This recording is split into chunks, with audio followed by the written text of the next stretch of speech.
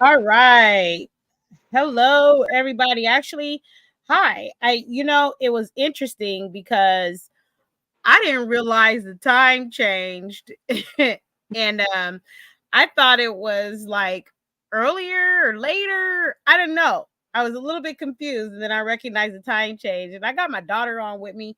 We were a little triggered by this article that we read. So I found her insight to be useful. And so I invited her on so that we could talk about this issue that is being, researched and discussed in neuroscience about loneliness, right? So Anaya, say hi, greet the people, and then we'll get this started. Hey, fam.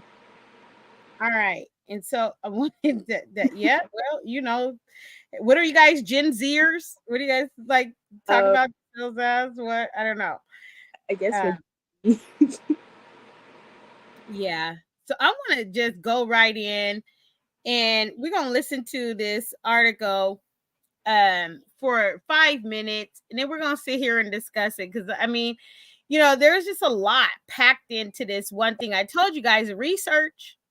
I told y'all, because they researching us. You got to research, study, inquire, figure out what is being said, how are decisions being made, right? Don't perish from a lack of knowledge. And what do you have anything you want to say about that?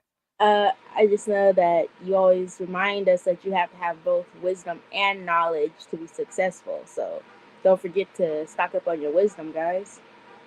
Right. And so I want to give a disclaimer. As you can see, it's in the right hand corner, real small. Okay. So obviously, this is a fair use disclaimer. And I am using this video for purposes covered under fair use. And I'll keep that in the corner while you listen to this for the 5 minutes. We're going to listen to this. And here it is in Forbes Leadership Strategy, the neuroscience of loneliness, and 12 proven. I'm tongue tied because I didn't realize the time changed. Anyway, and 12 proven cures, right? And so as you can see the author right there, and then let's just go ahead and listen. And I want to make sure that you guys can hear this. So if you can hear it, put a 1 in the chat. This break is brought to you by Adobe Photoshop. Here's a fun fact. Every day, millions of people around the world use Photoshop to create all kinds of cool stuff. Designs for t-shirts and posters, graphics to promote brands and businesses, images for social and websites. Anyone can do it. And to the guy who put a bulldog's head on a parakeet's body, you, sir, are a genius. Get started for free today. Click or tap the banner to head over to Photoshop.com. The Neuroscience of Loneliness, and 12 Proven Cures. By Christine Comafford. Nearly 1 in 4 Americans over 18 say they often or always feel lonely. Wow. That's why Surgeon General Vivek Murthy says the United States is in the throes of a loneliness epidemic. If a leader is grappling with loneliness, it'll affect not only themselves but of course their team and potentially the entire organization. If a team member is, you'll see their work quality, creativity, motivation and more plummet. Your brain on loneliness. Fast facts. Feelings of loneliness are a biological signal designed to remind us that we need other people. When we can't respond to these loneliness biosignals, our brain actually changes, reshaping itself to make us even more lonely. Sustained loneliness can cause hypervigilance to potential threats, amygdala on high alert, paranoia, decline in memory, hippocampus and more, and cognitive function, prefrontal cortex and more, pessimism and hostility, more hyperactive amygdala, decreased ability to trust others. Many parts of the brain are involved here. This infographic lays out what happens in the brain on loneliness. But the solution isn't simply to socialize more. It's to learn to connect to what brings positive emotions and meaning to your life. and to continue to do so. Further, sharing positive emotional experiences with others can mitigate the link between negative interpretations of external stimuli, such as deciding someone's facial expression conveys they are disappointed with you, and loneliness. 12 Ways to Cure Loneliness. According to Dr. Edward Hallowell, an expert on anxiety and stress, there are 12 ways in which people need to connect in order to have full, rich, healthy, long lives. I had no idea how disconnected I actually was until I read his outstanding book, Connect: 12 Vital Ties That Open Your Heart, Lengthen Your Life, and Deepen Your Soul. I learned more about connecting in that book than I have from any shrink or at any seminar. Here's his list of where we should all be connecting. Where would you like to boost your feeling of connection? Ask yourself these questions. 1. Birth family. Do I have strong bonds and clear communication with my parents, siblings, relatives? Do I connect with them regularly? What are some ways I might increase connection? 2. Immediate family. Do I treat them with love and respect? Are we emotionally close? What are some ways I might increase connection? 3. Friends and community. Do I see friends and neighbors on a regular basis? Do I share my life with them frequently? Do I make time to enjoy their company? Am I involved in community groups and projects? Do I identify with and support the community I live in? What are some ways I might increase connection? 4. Work. Do I have emotional equity and a sense of mission at work? Do I share a connection with my coworkers and company? What are some ways I might increase connection? 5. Beauty. Do I enjoy beauty regularly? Do I appreciate it and pay attention to it and savor it? Do I take time to enjoy a favorite art form? What are some ways I might increase connection? 6. History. Do I feel part of the history of humankind? Do I learn about it, feel the power of it, and cherish the history of my country, town, culture? What are some ways I might increase connection? 7. Nature. Do I connect with nature on a weekly basis? Do I spend time outdoors or indoors caring for plants or appreciating nature? Do I have special places that are healing to me? What are some ways I might increase connection? 8. Pets, animals. Do I enjoy playing with and having a relationship with a pet? Do I value animals and enjoy seeing them, listening to them, interacting with them? What are some ways I might increase connection? 9. Ideas and information. Do I learn new things often? Am I interested in new ideas and perspectives? Am I getting the most out of my brain power? What are some ways I might increase connection? 10. Organizations and institutions. Am I a member of any organizations? Do I contribute to their growth and welfare? What are some ways I might increase connection? 11. Greater truth, spirituality. Do I have a spiritual practice? Do I make time to read spiritual, uplifting books or listen to podcasts? Do I continue to seek meaning and truth in whatever way resonates with me? What are some ways I might increase connection? 12. Myself.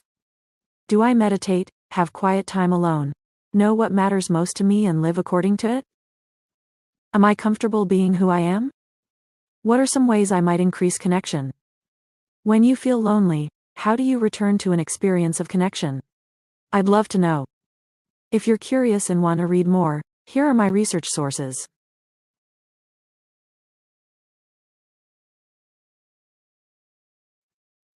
All right. And so, I find it interesting. What does it say in the good book about loneliness? And if you want to go there, because that's what we're going to do. It is not good. Go ahead, Anaya. For man to be alone. Okay. And so wait a minute now.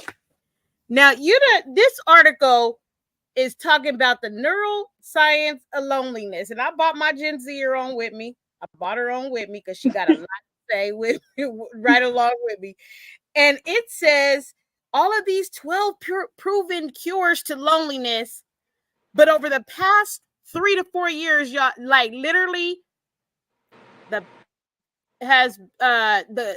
governance structure, I'm trying to be careful with my words, has tried to punish and reprimand the cures out of us, right? And so I started having this conversation with my daughter, and I was like, wow, this is interesting. Right here. It's very interesting, especially I'm concerned about your generation and the mixed messages that are being conveyed when there's neuroscience about loneliness and all the ways to cure loneliness, but that hasn't been accessible to you all in the upcoming generations.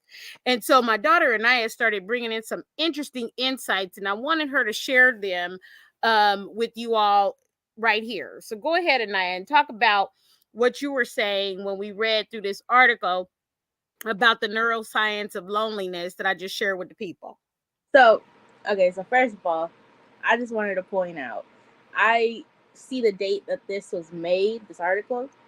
I wanted to point out that they it says November 4th, 2023. So this is recent. This was yesterday. Yeah, and speak up in the mic so we can hear you a little bit louder. I don't know if it's just me or if it's just my you know how I do when it's sound.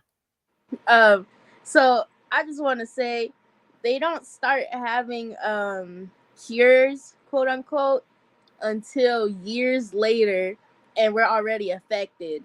They should start having cures and ways for us to do better while before we're affected or while we're being affected, not after. So what happened with the loneliness, right? We were talking about that. Like, it's ironic that suddenly there's these studies about, well, I don't think it's sudden, but I think it's coming to the forefront of neuroscience and research and all of that. But what happened to make y'all lonely? We were in since 2019, so like 4 years of quarantine, staying at home, and then they just open everything back up and wonder why we don't know how to socialize. And then we're still lonely at some point, like right now. And we had to stay. They don't realize that we had to stay home for 4 years doing nothing but being on our social media or going outside. And it's funny too, because this article mentions going outside, and that's all we did was either go outside or stay inside. It don't make sense. But I find it interesting that it was a consequence to you and upcoming generations if y'all didn't distance yourself from each other, if y'all touched stuff. I feel bad for the babies and little tiny children that grew up during the social distancing era of don't touch, don't talk, don't move, wear your mask, move this way, don't, do this or do that. And all of it was antisocial behavior that was taught. Yeah, because we were told 6 feet, stay away from me. If you come near me, I can put my hands on you. And now they're like, oh, we can socialize again. It's okay to hug. It's okay to be near me. And we're like, not really. Because you guys were trained to do otherwise. But hey, the good book says it's not good for man to be alone. And it's interesting how, the Surgeon General is quoted here, right? Saying that loneliness is an epidemic. Okay, but you just trained the generations to distance and be lonely, and now they're confused. That's why I brought my Gen Zer on with me, right? I don't know if that's your generation that you consider whatever. I just try to see what the titles are and apply them sparingly. But and then it's like leaders are grappling with loneliness, and I think you're right when you said they didn't think about that ahead of time, right? Like, did they think about the detrimental impact that it was going to have on your generation and upcoming generations when they gave you guys consequences, reprimands, and basically told you it was dangerous to be in physical contact with your friends and peers, right?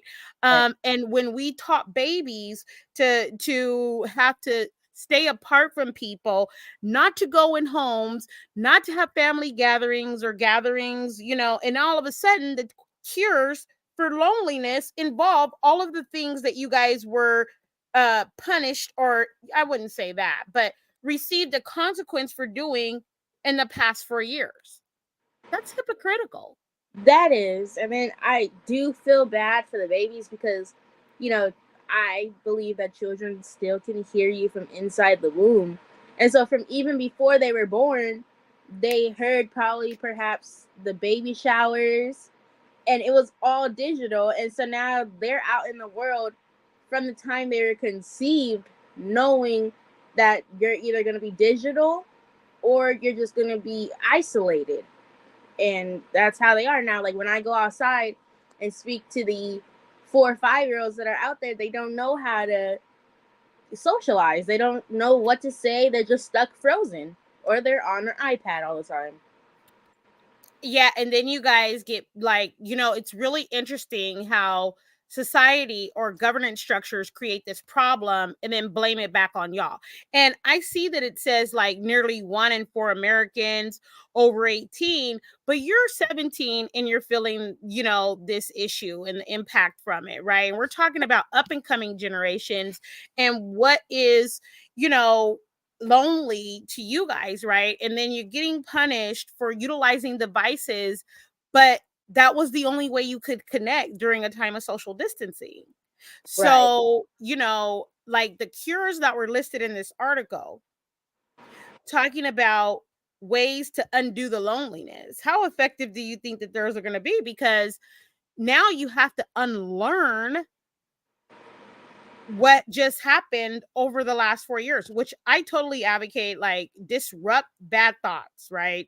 Disrupt bad practices and behaviors. And, as your mom, you hear me say that all the time. Like, you don't have to be that way forever. You know what I mean? Like you can change one day at a time, one foot in front of the other, and you don't have to accept narratives or stories and storylines that are fed to you, right? Like I want you to think for yourself and make your own decisions. But when you see this kind of data coming out of neuroscience, and you see the impact of the last 4 years of the confusion, right, that your generation and upcoming generations has had around how to be in society with one another and distance and all this other stuff. And now you see that they're saying, try these 12 things. What are you thinking when you see that?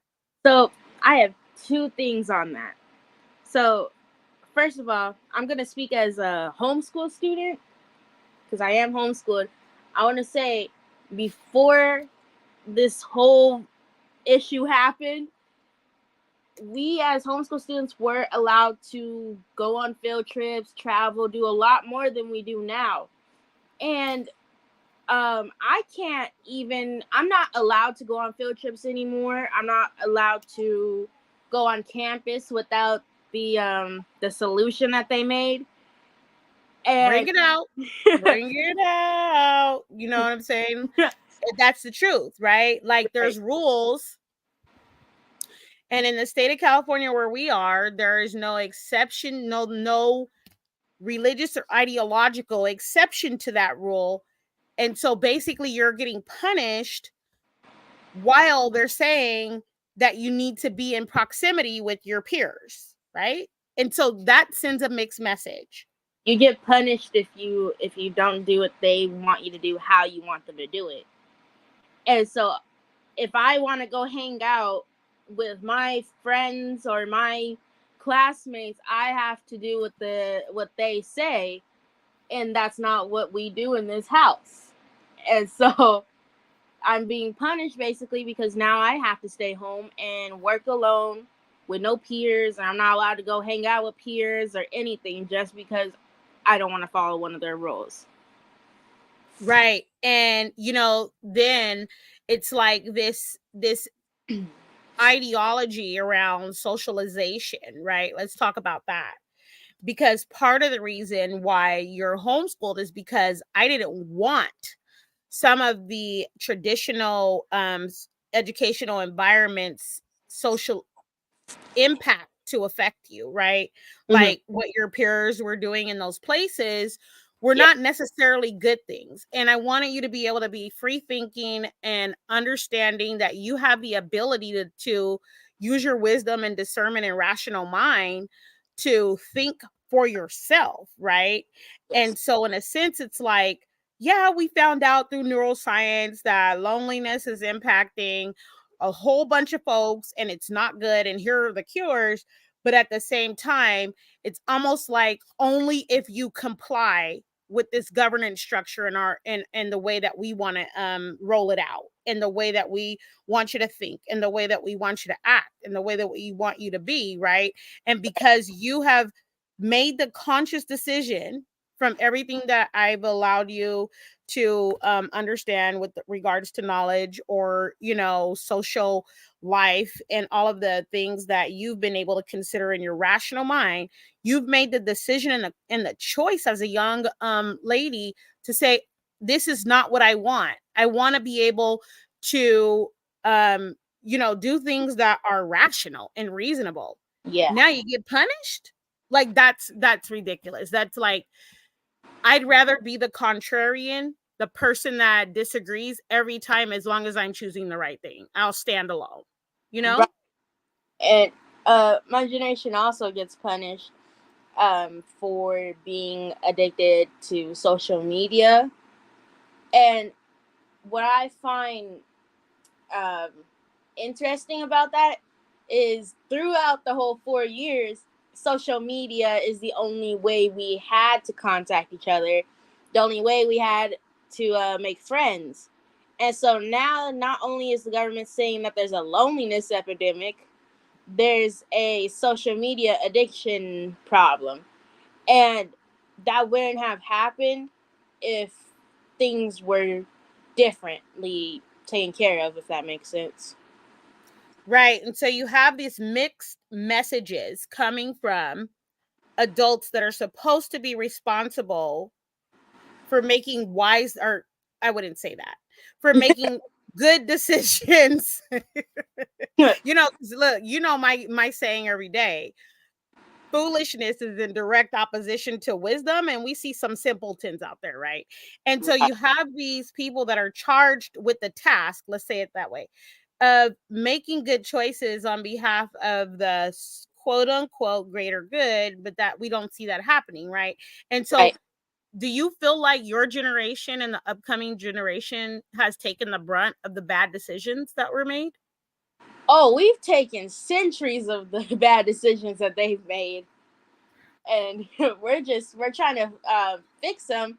And our generation just gets called rebellious and radical and a whole bunch of other things, and we're just trying to do things differently because we've seen over history, I mean like hundreds of years of history, that everything that past ancestors or whoever did not work out. Right. And that's right. That's Right. I feel you on that. And hey, I say each generation should do better than the last. So, I support you wholeheartedly. right. And so if we look at, the recommendations from the neuroscience article that we're referencing here. And if you're chiming in, definitely drop your location in the chat, or, a hey, whatever. But if you see what has been said, it's like, okay, here are the 12 things now. We recognize this loneliness. The Surgeon General said the loneliness is an epidemic, and we recognize it's a problem, right? And people are self-reporting that they're lonely. And I even read an article that said, like, people are lonely in a crowd, right? Which is truly tragic. And it's true, though. Huh? It's true, though. Right. And you're attributing that to social distancing and the consequences that came if you didn't, and having to be compelled to meet with your peers online, and then people basically reprimanding you for that, and now saying, hey, get it together, you need to stop being lonely, right? That's what I see that you're saying. And so to sum that up, it's like, here's 12 things you can do that'll cure your loneliness. And all 12 of them are, well, I won't say all of them. Let me just give some credit to the writer for trying, right? We want to look at the silver lining. But the majority of them are things that you were told that you would receive a consequence from the governance structure if you did over the last 4 years. And now suddenly you know what? We got to switch that up, right? Right. And so if you look at number one, it's like, okay, asking these questions, posing these questions. Do you have strong bonds and clear communication? And like I alluded to before, you guys were told, like the rest of us, not to be in large groups and gatherings, right? We It's couldn't even see actually, family. what did you say? We weren't even allowed to have family gatherings unless they were on Zoom. Exactly. Like how many birthday parties, graduations, and other things did you attend on Zoom, right? Yeah. And so here you have, okay, immediate family, right? Are we emotionally close? And what are some ways I might increase connection?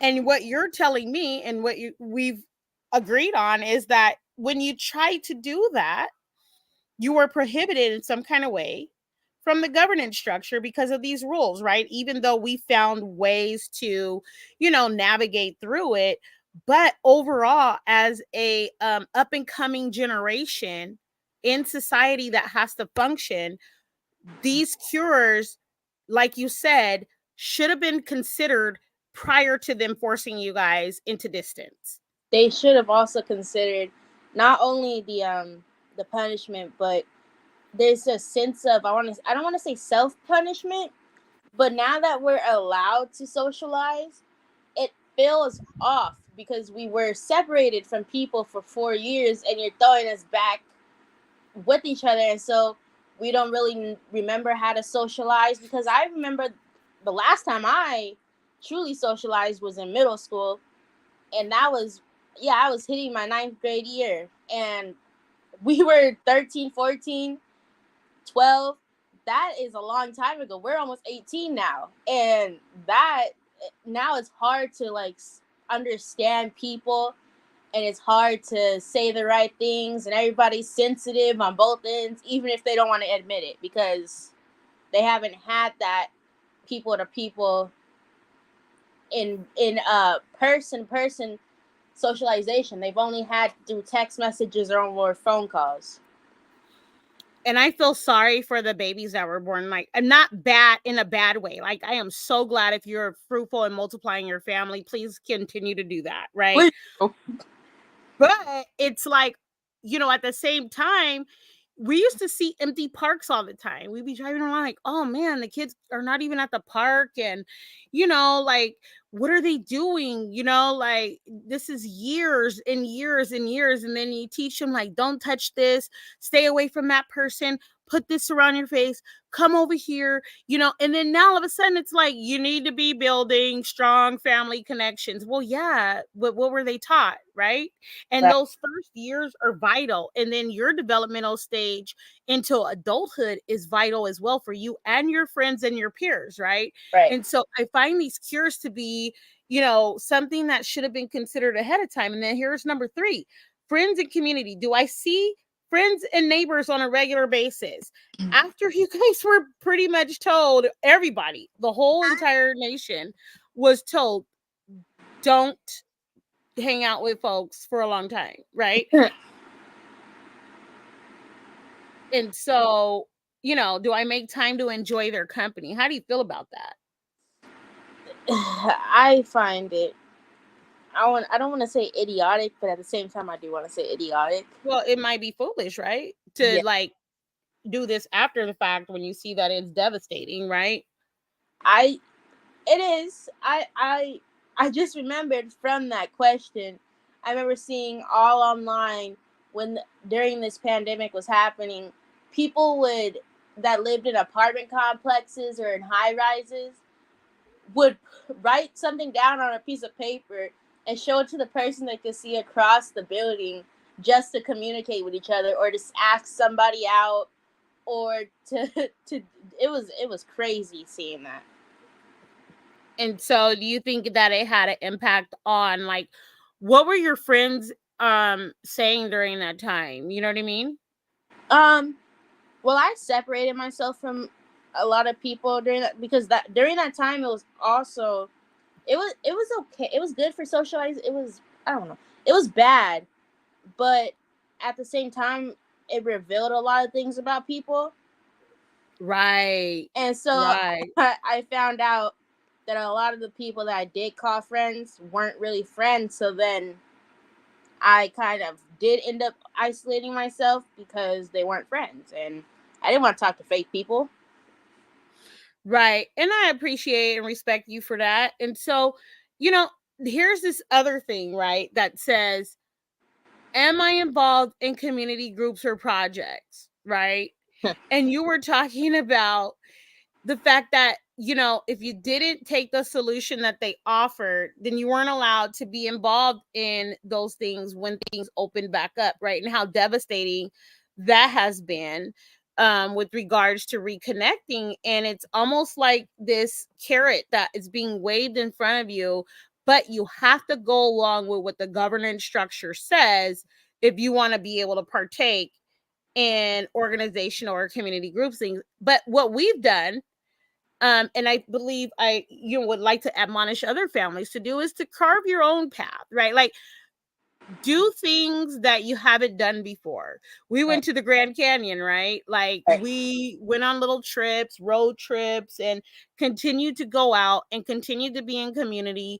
But we noticed the lack of other people there, and knew that it was for particular reasons. And so, we don't live under fear or intimidation by the governance structure, because they're basically supposed to represent the people, but we see that didn't happen It's supposed to be for all the people and by the people. that's typical, right? Huh? I said it's supposed to be for the people by the people, but clearly we have no say. Well, we haven't had a say the whole time we've been here, so we can get started on that, but that's a whole nother discussion. Since the very beginning. From the beginning, if the foundation, the books say, look, I'm gonna bring up the book. The books say, and yeah, I said the books say. The book says, okay, for you word police, if the foundations be corrupt, what can man do, or what can the righteous do? All right. So here's number 4. And, as you can go on, you see beauty, find ways. Well, I have been advocating about, finding ways to just look at things from the sense of beautiful. Like, I walk outside, I see the sun, all of those things. But I found number 6 to be interesting. The same thing that we've been advocating for, to learn about, feel the power of, and cherish the history of our culture. I'm not going to say country, okay? Yeah, ain't no patriotic speech. If you're looking for patriotism, you'll have to go somewhere. But now all of a sudden is a cure to loneliness, right? And so, again, these are things that I am like challenged by, and that's why we jumped on and said we're gonna do, a live real quick and just inform the people of this article and this information. And definitely want to hear from you what you think. Pets and animals, we do well in this house. We had a couple of cats, now we got some turtles, and we try to keep it rotating and have the right combination of things. I don't have cats now because they probably try to jump in my turtle tank, but that's a whole nother story. And we had birds, but someone devastatingly opened the cage when they were outside basking their beautiful feathers in the wind. Open the cage and let them out. And you know what? That is another effect that the quarantine had, because if you remember, it was one of the kids in our neighborhood that did that, and during, I believe, between 2020 and 2021 that this happened, and it could have been out of boredom.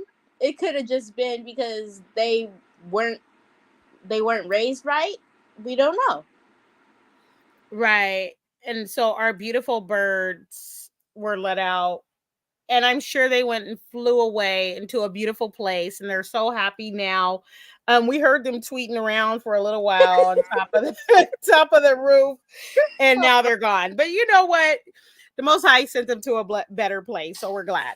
And so here you have number 9, right? Ideas and informations. Am I interested in new ideas and perspectives?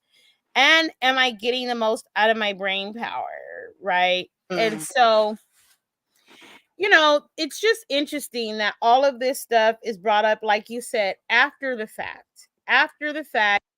that you guys have had some level of impact that's, negative. Some things, like you said, are positive because you got to identify the things that were important in your life. And at 17 years old, that's a valuable thing to be able to see.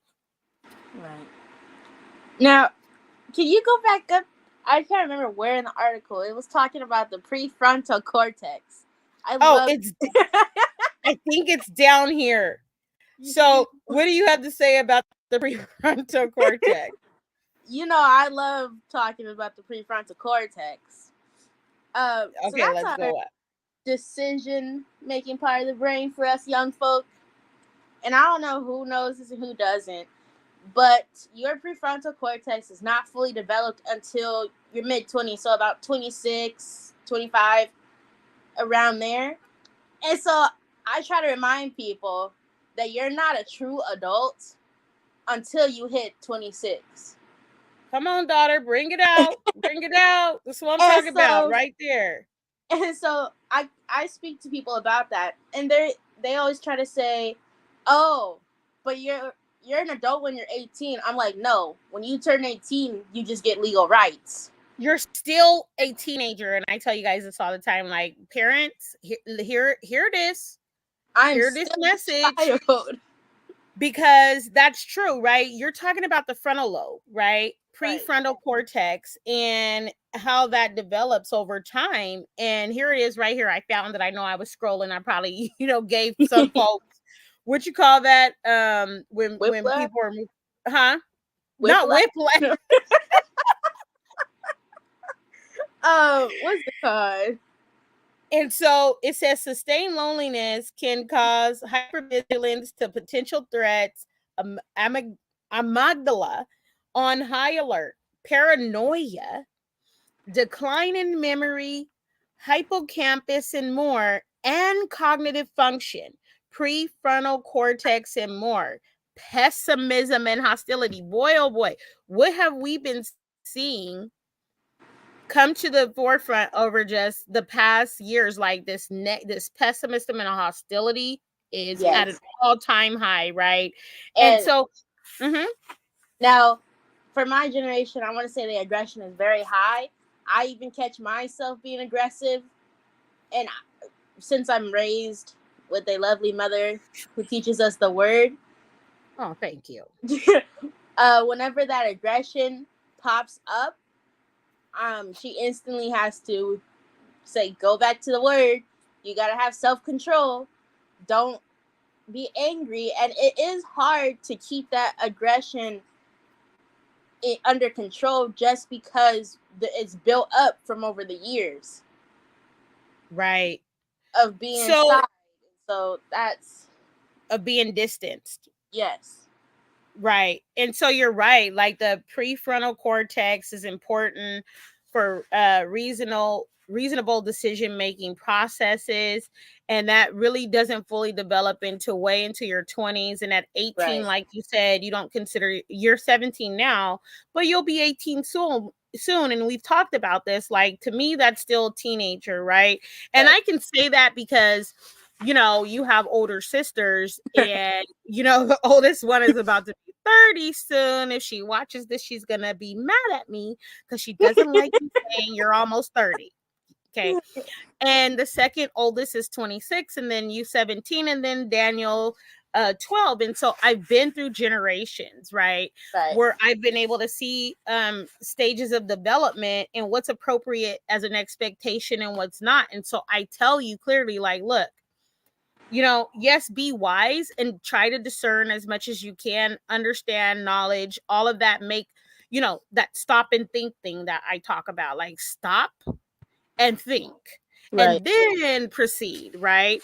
If in doubt, stop and think, right? But at the same time, you guys are still going through a developmental stage at 17, and parents and families have to understand that being a teenager in high school doesn't mean you've arrived, right? No. As a matter of fact, I would encourage you guys to lean in harder on your high schoolers and your young adults to make sure that they have what they need to be equipped to deal with, you know, the world that we're in and all the things that are going on and what types of decisions they're making, and continue to have those kind of conversations and help them navigate through decisions, right? Because I give you and your sisters the ability to say, here it is that I think is the best choice to make. But mom, you know, we want a little bit of wisdom or counsel on should we approach it this way. And I'm proud of y'all. Y'all do a good job, right? And then if you're in doubt, you come back and say, well, I think, you know, this might not be the best route. So what kind of encouragement can you give to some of the people your age and young adults that might watch this and say, you know what, I need to stop and think about this?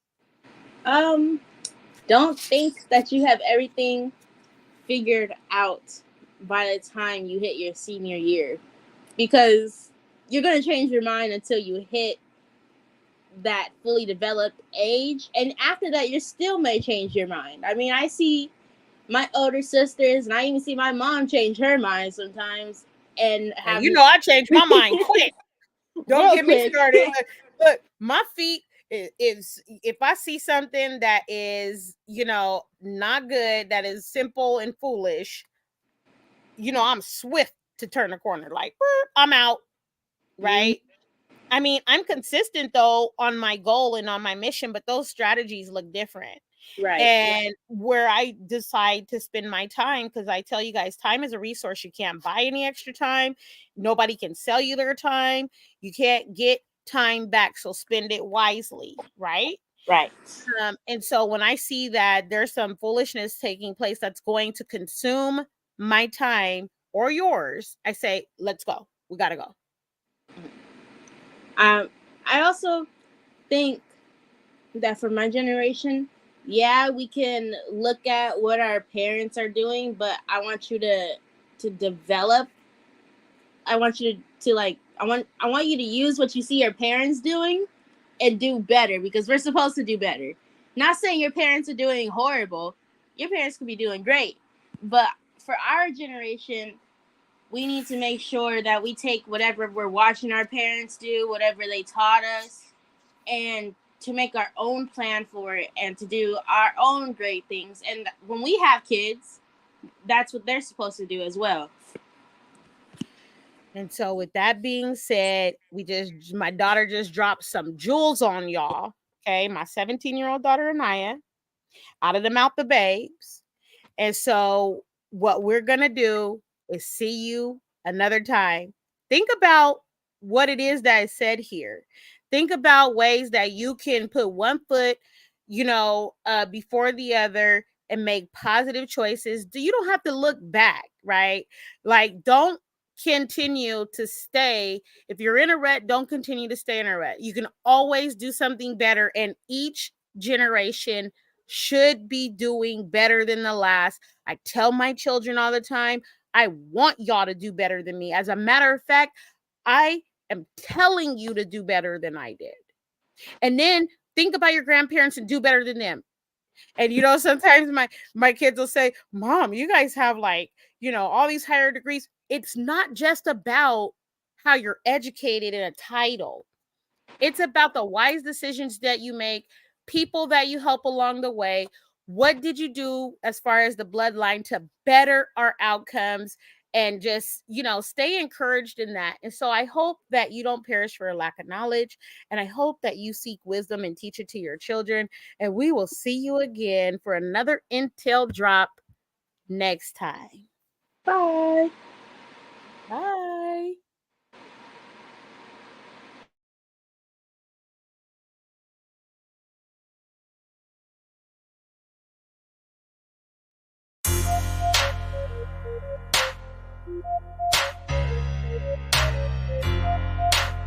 Thank you.